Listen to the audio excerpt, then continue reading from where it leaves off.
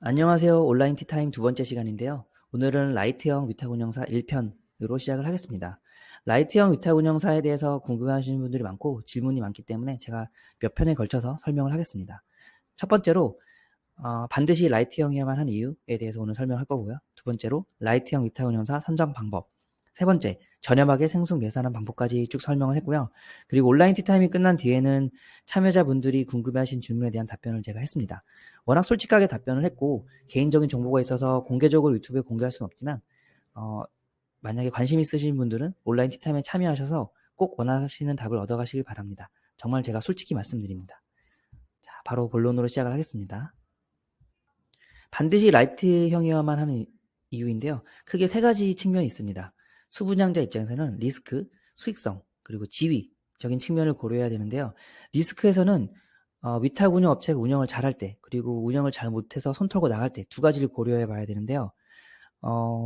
위탁 운영 업체가 굉장히 잘해요. 그래서 객실 예약률도 높고, 그 방을 묵은 숙박객도 평을 굉장히 좋게 주는데, 정작 수분양자 입장에서는 수익금이 월별, 분기별 또는 뭐 연으로 받는 그런 객실 운영 수익금이 적다면은 한 번쯤 위탁 운영사가 과대하게 운영 비용을 계상해서 영업을 하고 있지 않나라고 고민을 할 텐데요.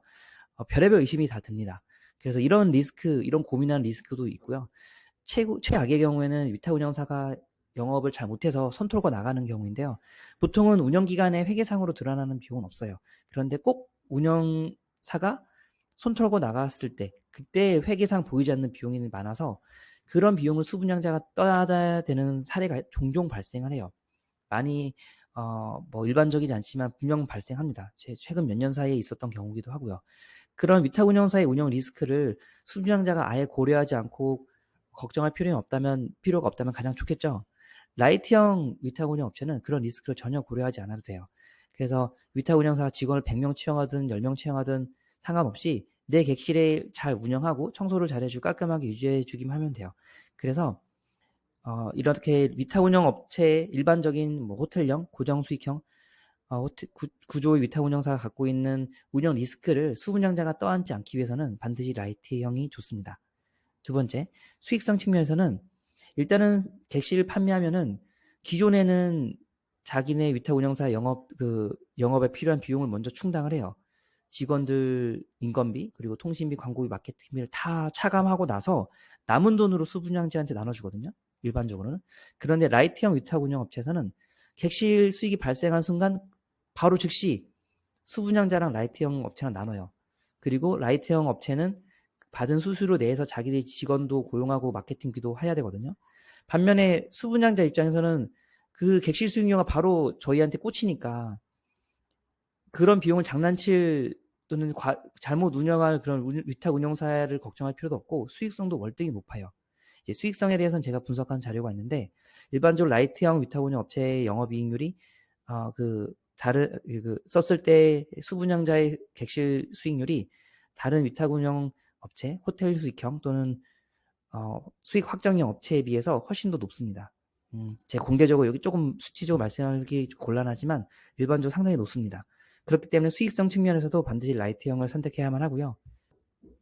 그리고 세 번째, 지위는 이거는 위탁 생수 운영해 본 사람만이 알 수 있는데요. 예를 들면 이런 거예요.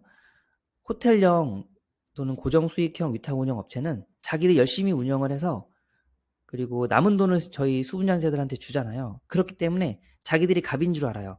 우리가 영업을 잘해야지 너네한테 돈도 주는데 너네가 우리한테 불만을 제기하거나 클레임을 제기하면 우리가 기분 나빠서 운영 잘 못할 수도 있어. 그렇게 일리하는 거는 우리 영업방해야. 막 이런 식으로 약간 감정적으로 싫어하는 경우가 많은데 라이트형 위탁 운영 업체랑은 저희랑은 거의 대등 관계예요. 그래서 저희가 오히려 수유자가 좀 더 높은 위치에 있다고 봐요. 왜냐하면 저희가 클레임을 걸 수 있거든요.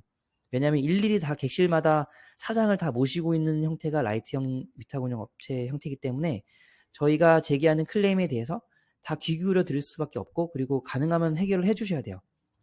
예.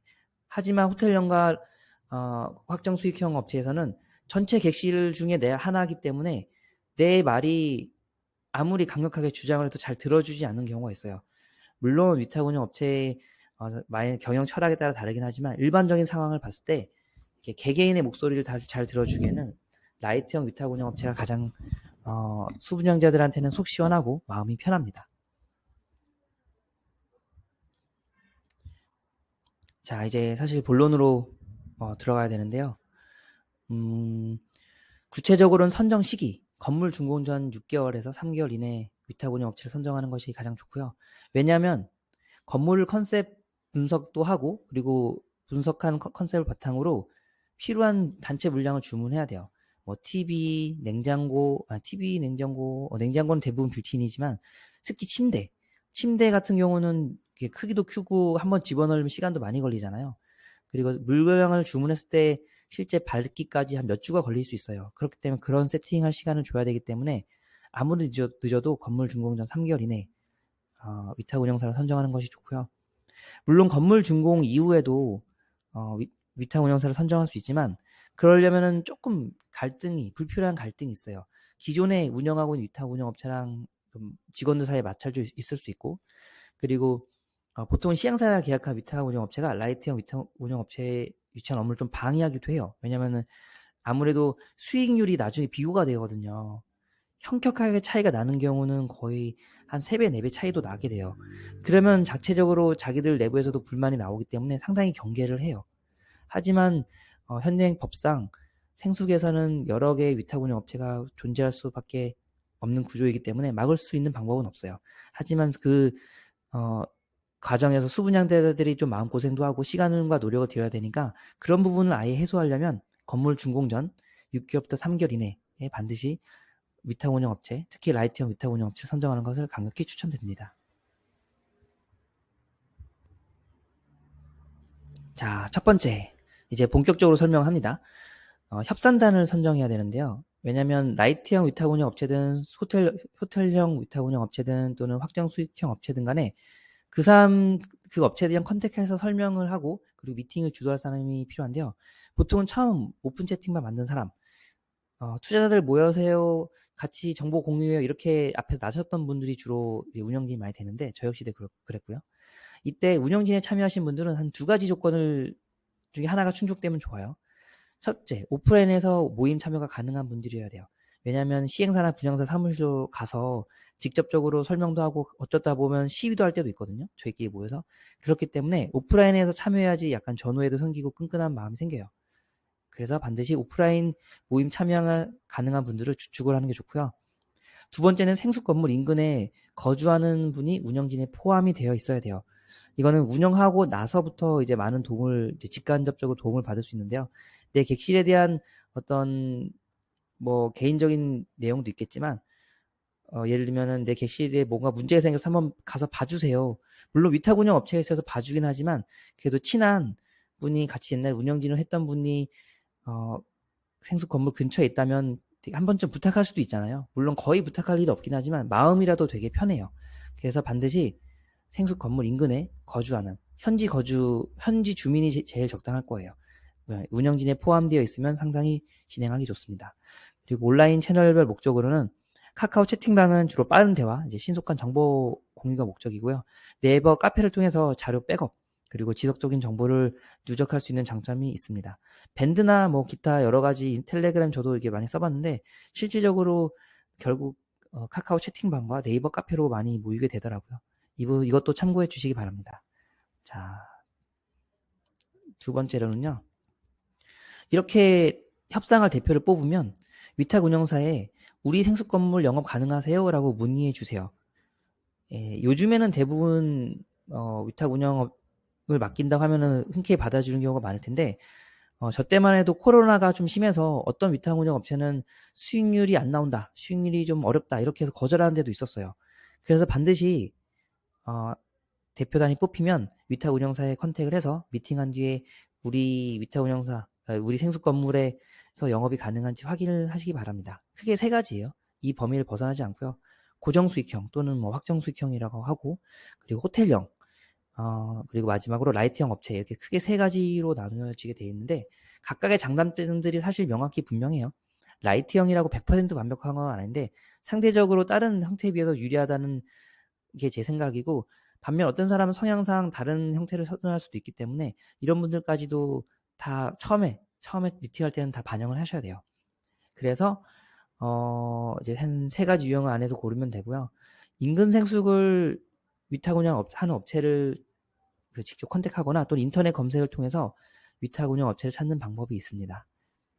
주로 소개로 많이 받기도 하는데 미팅해보고 그리고 설명 들어봐야 정확히 알 수 있으실 거예요. 위탁운영사 선정 방법 중에 위탁운영업체 선정 투표입니다.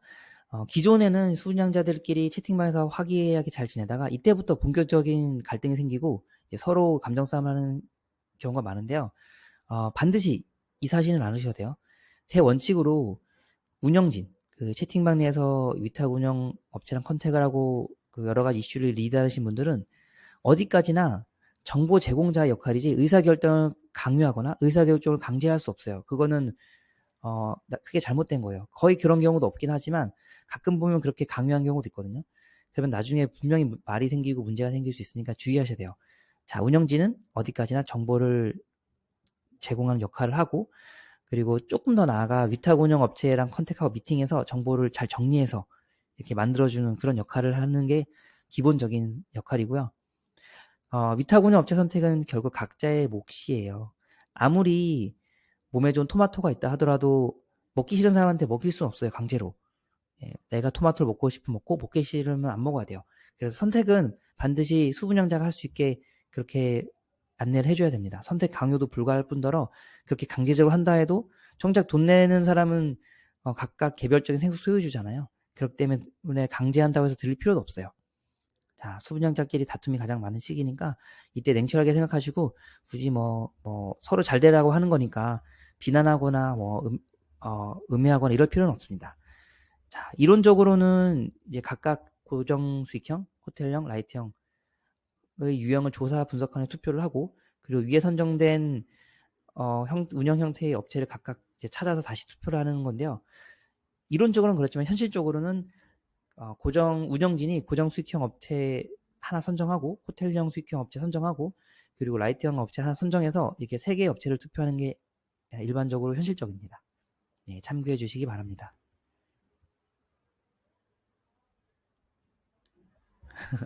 자, 도움이 되는 정보를 드리려고 하는데요. 많이 좀 궁금해 하실 것 같아서 제가 설명을 좀 드리겠습니다. 순서랑은 조금 범위에 벗어난 내용이긴 하지만 충분히 도움이 되는 내용입니다. 자, 위탁 운영 에이전시 형태 및 최소 수익 객실인데요. 고정 비용, 특히 인건비 비용이 가장 좀 크고요. 그리고 마케팅비나 기타 비용은 좀 변동적인데 비수기 예약률 30% 이하인 상황에서 버틸 수 있는지가 굉장히 중요해요. 자, 저희가 투표를 할 때는 다들 어느 업체든 돈을 잘 벌 거라고 하지만 현실적으로 돈을 벌 수 있는 구간이 따로 있어요. 그래서 제가 예시를 적어 놓은 거예요. 이거는 이제 지역마다 다르고 그리고 업체마다 특성이 워낙 다르기 때문에 제가 말할 수 없지만 그냥 대략적으로 이 정도라고 이해하시면 좋을 것 같아요. 고정 확정 수익형 150객실, 호텔형은 130객실, 그리고 라이트형은 30객실 이상이 되어야만 그 업체가 수익이 나기 때문에 만약에 이 숫자에 미달되는 그런 투표가 나오면 어느 한쪽으로 몰아야 돼요. 안 그러면은 나중에 시간이 갈수록 점점 더 손해를 볼 수밖에 없어요. 그거를 사전에 미리 어느 정도 인지를 하고 있으셔야 돼요. 네, 제가 이 부분은 보너스로 알려드리는 거니까 꼭 투표를 하더라도 너무 이제 의견이 갈라지는 것보다는 가능하면 하나로 모르는 게 좋습니다.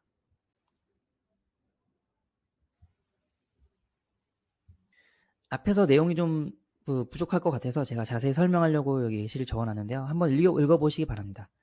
같이 읽어볼까요? 위탁 운영 업체 투표 선정 이후 전체 객실 350객실이라고 가정하고 그리고 100% 분양이라고 가정을 했는데요. 실제 100% 분양은 대부분 잘 안 되는 것 같아요. 많으면 한 80% 분양 이렇게 되는 것 같은데 자 한번 보겠습니다. 최소 수익 실현 객실 수가 고정형은 150, 호텔형은 130, 그리고 라이트형은 30이라고 가정했을 때 물론 숫자가 비는 부분이 있는데 이거는 자기가 개별적으로 운영하고 싶다 또는 정말 별장 목적으로 쓰고 싶다 이런 분들 있어요 분명히. 그래서 나머지는 그 숫자로 보시면 되고요. 만약에 투표로 고정 수익형 업체가 140객실, 그리고 호텔형 업체가 120객실 이렇게 선정이 됐어요. 만약 이렇게 되면은 제가 말씀드린 숫자 고정형 150, 호텔형 130에 대해서 둘 다 미달이잖아요. 둘 중에 하나가 양보해야지만 현실적으로 수익이 잘 나올 수밖에 없어요. 그런데 실제 투표하고 났을 땐 서로 감정 싸움도 많이 심하기 때문에 안 합쳐요. 그래서 투표 전에 어느 정도 이런 거를 운영진 분들이 미리 인식을 시켜 주셔야 돼요.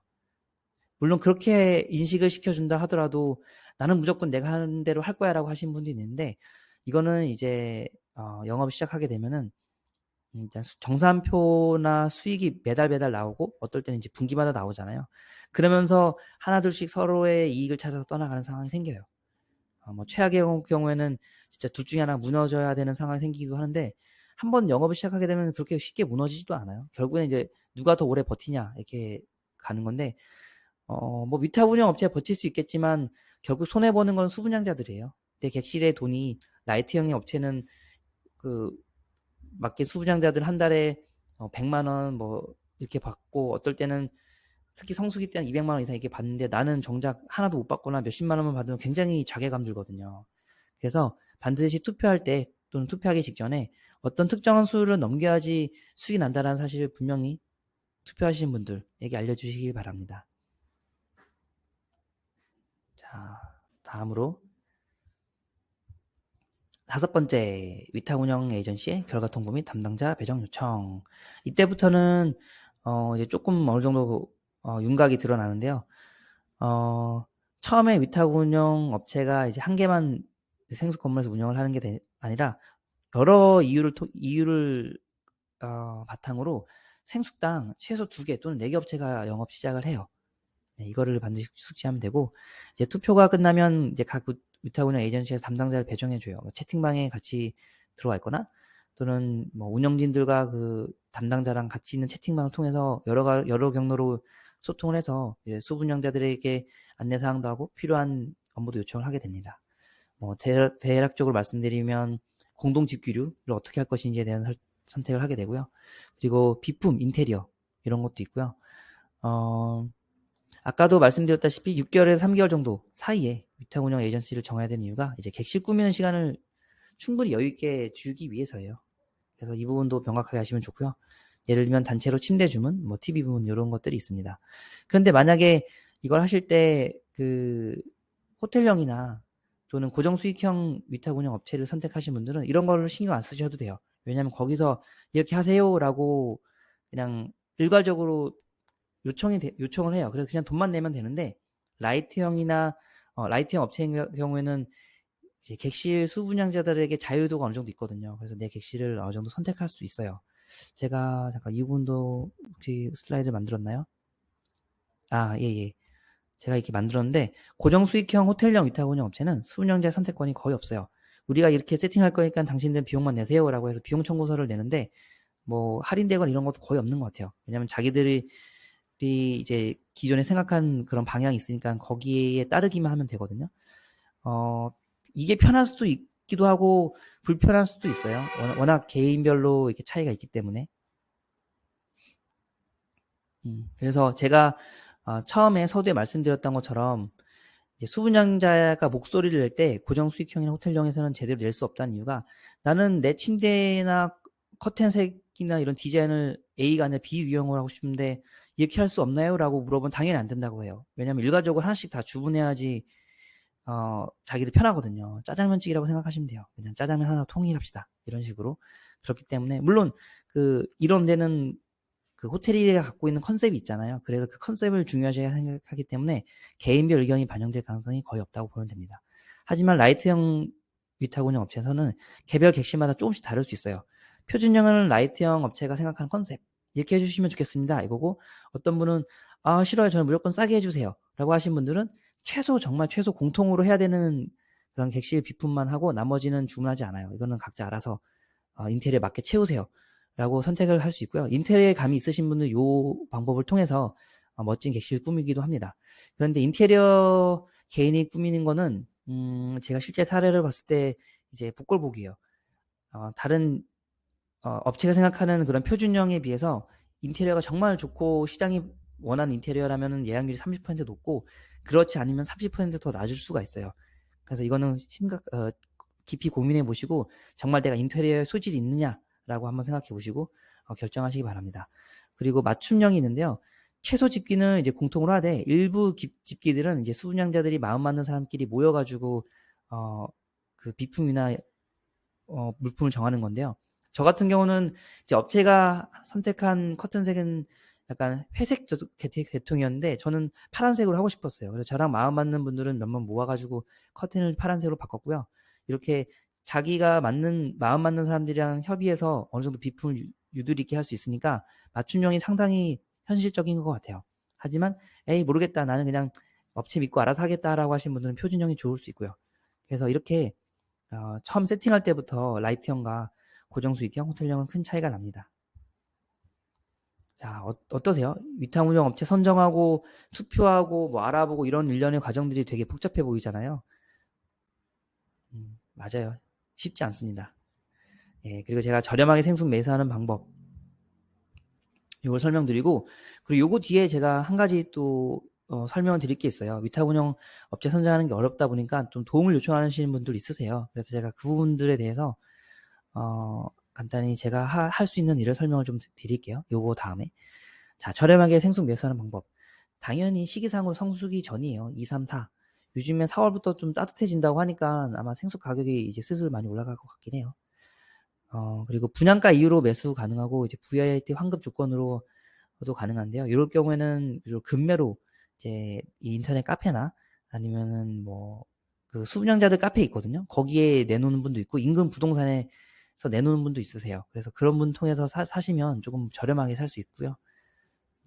실제 그렇게도 알짜배기로 사신 분도 있으세요. 그렇게 되면 아무래도 예를 들면 뭐 생수 가격이 1억 한 7, 8천이다 또는 2억이다 그러면 많으면 2, 3천은 이렇게 저렴하게 되는데 수익률로 따졌을 때 굉장히 이득이거든요. 그래서 생수 투자 고민하신 분들은 이렇게 다른 분들 분양받은 거를 매수하는 방법도 좋은 투자 전략입니다.